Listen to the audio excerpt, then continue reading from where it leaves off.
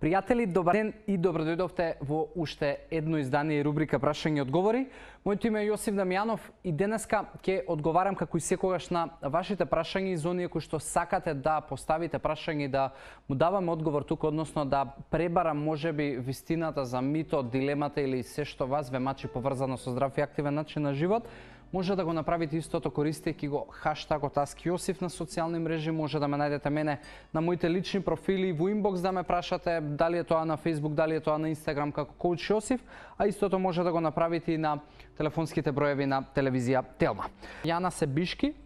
судолна црта Себишки, која што прашува: дај ми краток план за слабење 5 килца до свадба. Јана,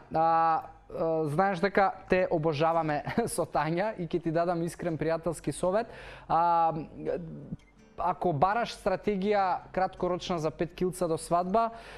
тоа по мене е најлошото нешто што може човек да си го направи лично за себе и за својата самодоверба.